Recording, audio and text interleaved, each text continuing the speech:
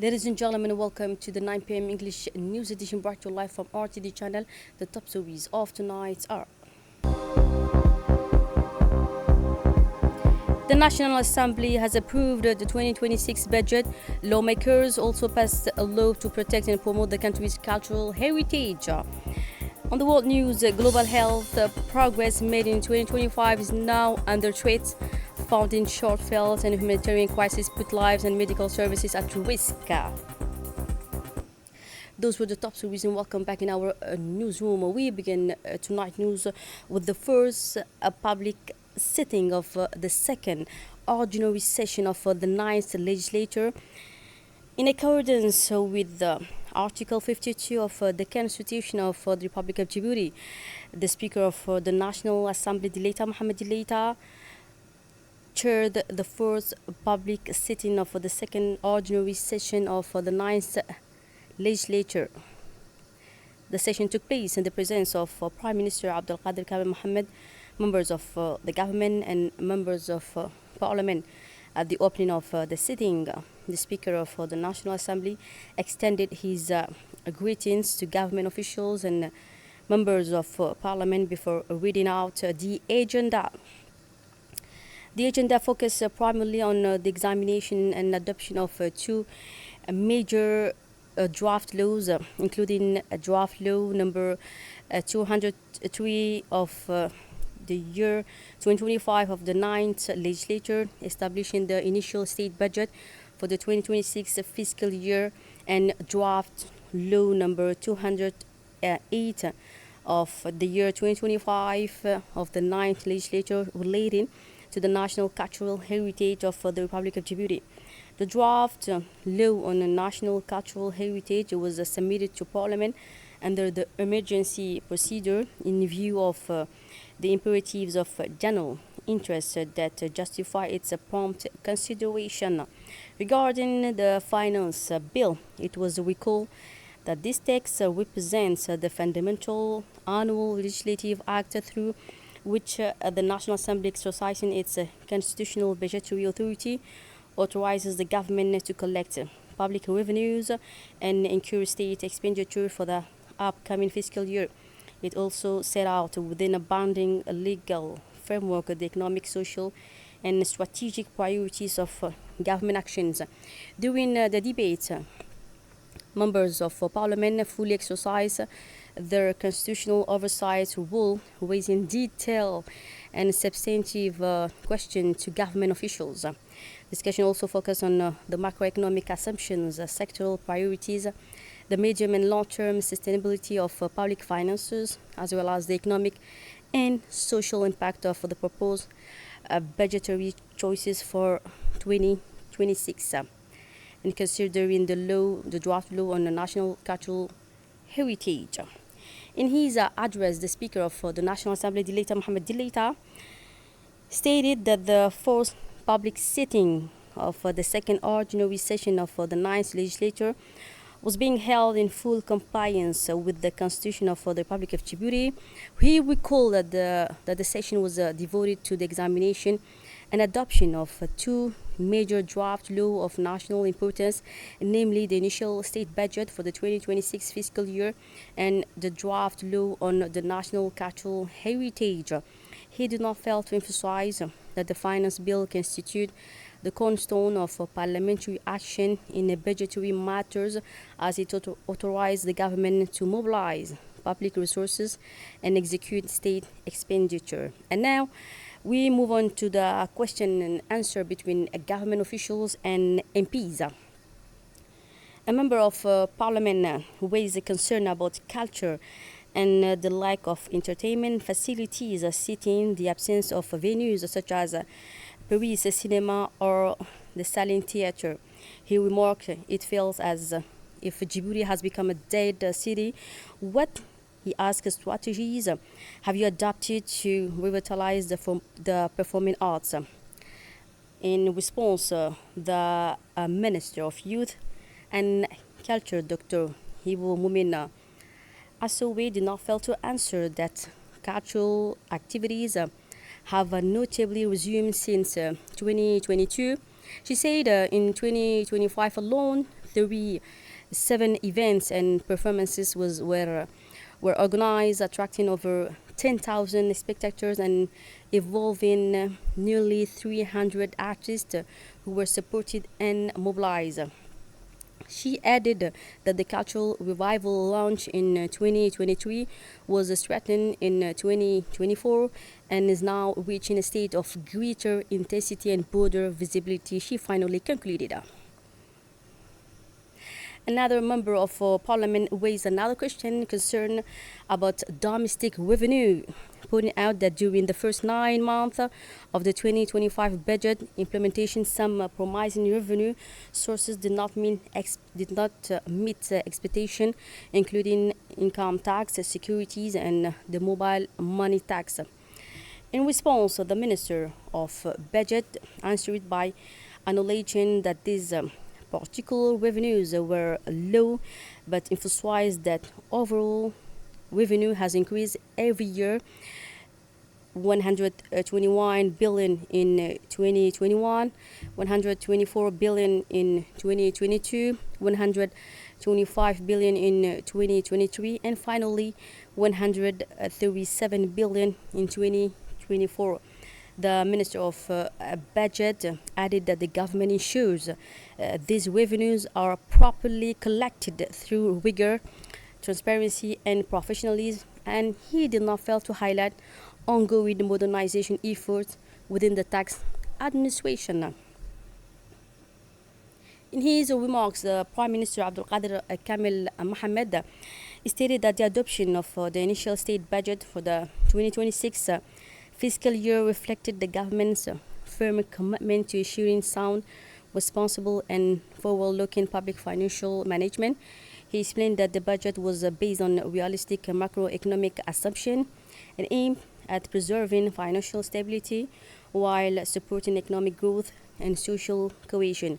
He highlighted that the government's budgetary priorities are focused on strengthening a key sector, improving public services, and promoting a sustainable development while maintaining control over public spending and safeguarding medium and long-term fiscal balances. Prime Minister further noted that the fiscal objectives set for 2026 were designed to enhance revenue mobilization without undermining economic activity or social equity. With regard to the draft law on national cultural heritage, Prime Minister Abdul Qadir Kamil Mohammed stressed that the proposed legal framework provided clear institutional mechanism to ensure the effective protection and promotion of Djibouti's cultural heritage. In his closing remarks, the President of the National Assembly, Dileita Mohamed Dileita, stated that the successful completion of the first public sitting of the second ordinary session of the ninth legislature reflected the maturity and responsibility of the parliamentary institution. He noted that the quality of the debate and the adoption of the draft laws demonstrated National Assembly's firm commitment to serving the general interest and fulfilling its constitutional mandate.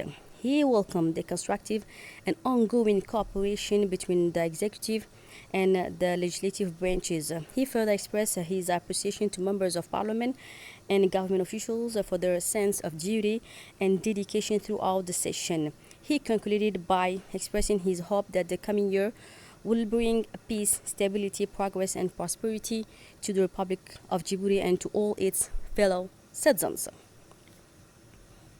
Moving on to the next story, National Diaspora Forum, a gala evening celebrates unity and support for the head of state. Following the first National Forum of Djiboutian living abroad, held yesterday under the chairmanship of President Ismail Omar Guelleh, a gala evening followed by an official dinner was organized by the Ministry of Foreign Affairs and International Cooperation in honor of Djiboutian nationals from across the world. Held in a warm and fraternal atmosphere, the event brought together senior state officials, government representatives, and members of Djiboutian diaspora representing nearly 30 countries worldwide. The evening was marked by a strong message of support for the President of the Republic, widely praised by Djiboutian living abroad as a key architect of closer ties with the diaspora and a steadfast advocate of their role in national development. The ceremony featured artistic performances and songs of support reflecting the diaspora, a deep attachment to the country and its appreciation of the leadership of the head of state. In a convivial and festive setting, exchanges between officials from the Ministry of Foreign Affairs, senior state authorities, and members of the diaspora helped strengthen the sense of national unity and reaffirm the shared commitment to deepening ties between Djibouti and its citizens living abroad.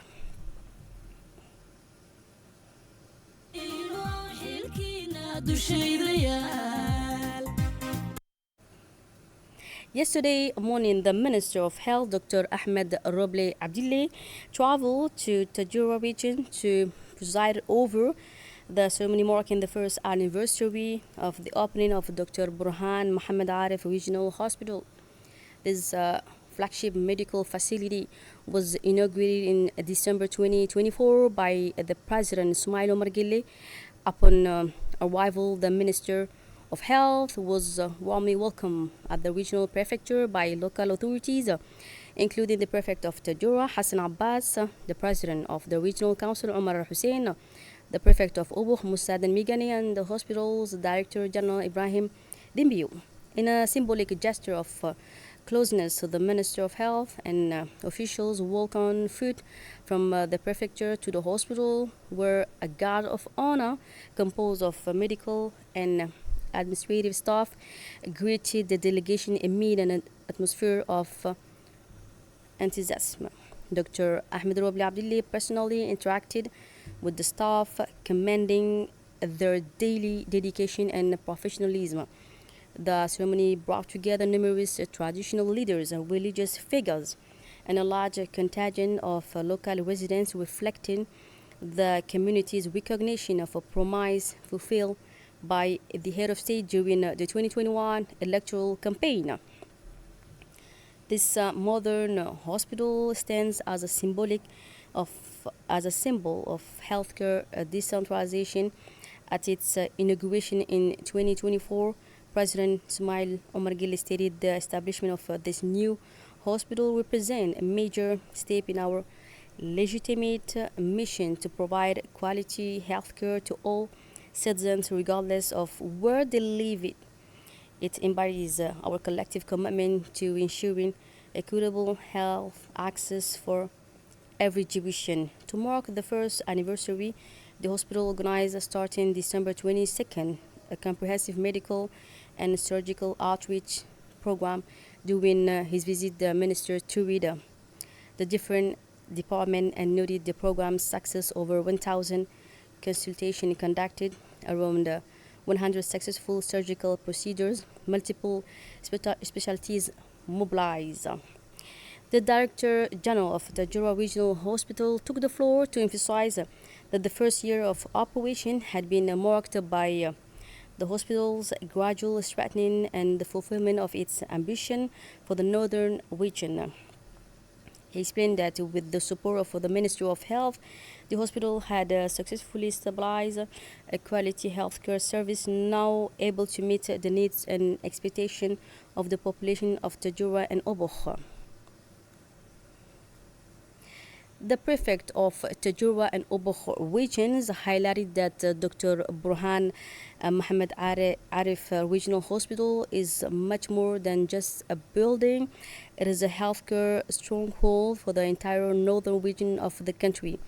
They noted that celebrating this first anniversary is also celebrating the end of medical isolation for these communities. Designed as a bridge between urban centers and the most rural areas, the hospital ensures that every resident has access to the same high quality care. The prefects of both regions highlighted that the hospital represents the fulfillment of a national promise, universal access to healthcare. They added that this achievement strengthens regional cohesion and empowers local population. And according to the prefects, saying patients receive Specialized care close to home is a source of immense pride and a clear sign that decentralization is no longer just a goal but a reality for northern regions of the Republic of Djibouti. And to conclude the series of speeches, the Minister of Health, Dr. Ahmed Robli Abdullah, emphasized that today's celebration is not just about marking 1 year of the hospital existence, it is about lives saved and suffering alleviated for the population of northern region. In just 1 year, Dr. Burhan Mohammed Arif Regional Hospital has transformed from a presidential promise into an essential medical reality, providing high quality care close to the communities and significantly improving access to healthcare in the region. He added that the hospital's success demonstrates the power of decentralization, showing that specialized care can now reach even the most remote areas. The minister stressed that this milestone is a testament to the dedication of healthcare professionals and the government's commitment to ensuring that no citizen is forced to travel long distance for life-saving treatment. Other news, an official ceremony was held today at the Djibouti National Police Hospital to mark the implementation of the neonatal service capacity building project supported by the Turkish Cooperation and Coordination Agency known as TICA. The event took place in the presence of Mr. Sabri Erian, Ambassador of the Republic of Turkey to Djibouti, the Chief of Staff of the National Police, Dr. Onur Yassar, TICA coordinator in Djibouti, as well as senior health officials, hospital executives, and medical professionals. This project reflects the strong, lasting, and exemplary partnership between Turkey and Djibouti, particularly in the health sector. Its goal is to significantly enhance the capabilities of the neonatal unit in the hospital. Taking the floor, the TICA coordinator in Djibouti, Dr. Onur Yassar, took the floor to emphasize that the project aims to significantly strengthen the capabilities of the neonatal unit at the National Police Hospital through the provision of essential medical equipment. It was noted that the initiative is part of a strong and lasting partnership between Turkey and Djibouti designed to improve the quality of care, support the development of human resources, and ensure the sustainability of future actions in neonatal health care. For his part, the Turkish ambassador to Djibouti, Sabri Erian, highlighted that the donation of neonatal equipment reflects the strong and enduring partnership between the two friendly and brotherly nations, Turkey and Djibouti. He stressed that such initiatives demonstrate Turkey's commitment to supporting the development of Djibouti health system, ensuring the quality of care and strengthening human resources in the medical sector. He added that the project will have a lasting impact on neonatal care in the country, ensuring that more mothers and newborns receive timely, high-quality medical attention. The initiative also reinforces the spirit of friendship and cooperation between the two nations, he finally concluded. The Islamic High Council under the Ministry of Muslim Affairs and Endowment organized this morning a scientific session for teachers at Quran memorization centers. The session focused on best pedagogical and methodological practices for teaching the Holy Quran as part of ongoing effort to enhance the quality of Quranic education and strengthen its spiritual and educational role in society. The event was held under the high patronage of the Minister of Muslim Affairs and Waqf in the presence of the Executive Secretary of Islamic High Council, Sheikh Ukiya Qawrah, the Minister's Technical Advisor, the Director General of the Institute, the Director of Muslim Affairs, and a large number of scholars, imams, preachers, and Quran teachers. Participants highlighted the importance of such scientific initiative in developing teachers' skills and elevating the role of memorization centers. And to conclude with the national news, following the recent fire that broke out yesterday afternoon in the T10 neighborhood of Balbala district, the prefect of Djibouti, Abdi Hassan, accompanied by The president of Balbala Commune, Mohammed Hassan, visited the site this morning to assess firsthand the extent of the damage suffered by affected families. The visit allowed the local authorities and commune officials to evaluate the condition of the homes damaged by the fire, several of which were completely or partially destroyed, leaving many families in a highly vulnerable situation. The prefect and the commune president spoke directly with the victims, listening to their concern and identifying their urgent needs. Turning now to the world news, the WHO Director General Tedros Adhanom Ghebreyesus said 2025 saw significant global health progress, but these gains are now threatened by reduced international funding and worsening humanitarian crisis. Joint efforts improved access to essential healthcare, vaccination program, and disease monitoring worldwide. He finally warned that budget cuts and rising crisis put the most vulnerable people at risk and call on the international community to increase financial and political support for global health. Let's turn now to the African Cup of Nations. Cameroon began their 2025 Africa Cup of Nations campaign with a narrow 1-0 victory over Gabon in Morocco. A young scored in the 6 minutes, and despite sustained pressure from Gabon, Cameroon defense remains disciplined and securing 3 valuable points to start their group stage campaign. This result gives Cameroon a strong start, while Gabon will need to respond in their next match to keep their qualification.